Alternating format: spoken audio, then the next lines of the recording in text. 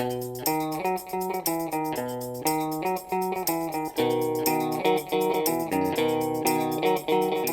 projet Imagine, c'est un nouveau concept.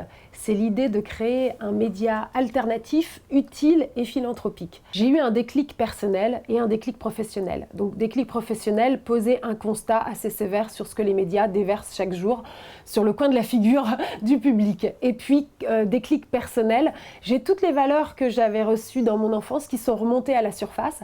Et c'est vrai que j'ai eu la chance de vivre une vie de famille un petit peu particulière puisque on était 18 enfants adoptés du monde entier. Donc le mot diversité, avant que ça devienne un concept à la mode, nous on le vivait pour de vrai. Et donc non seulement on était de toutes les couleurs, mais en plus c'est vrai que j'ai de nombreux frères et sœurs qui sont handicapés. Et donc on arrivait tous avec des parcours de vie différents et souvent déjà assez chargés. Et finalement vivre ensemble dans un contexte d'amour, de solidarité, de générosité, de partage, eh ben, ça nous a soignés, quoi. Et je me suis dit que si on inversait la vapeur et qu'on utilisait la puissance de ces médias, mais pour montrer le meilleur de nous, on allait raviver l'espoir au lieu de sans arrêt produire du cynisme. Et l'espoir, c'est ce qui fait qu'on va s'en sortir. Les héros anonymes, c'est pas que ce soit des personnes anonymes, on a tous un nom, hein. Simplement, ce sont des personnes qui ne sont pas connues du grand public. Donc en cela, on les révèle, on met un coup de projecteur sur ces personnes. Et pourquoi c'est important de les mettre en valeur? C'est parce que finalement, ce sont des personnes qui nous ressemblent, qui sont comme vous et moi, c'est pas carrément Mère Teresa ou l'abbé Pierre.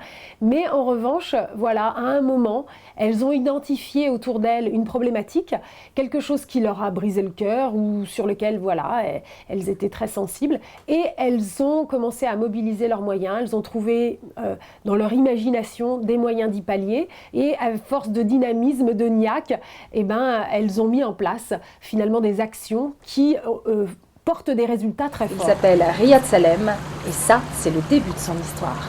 La suite fait de lui un héros Imagine.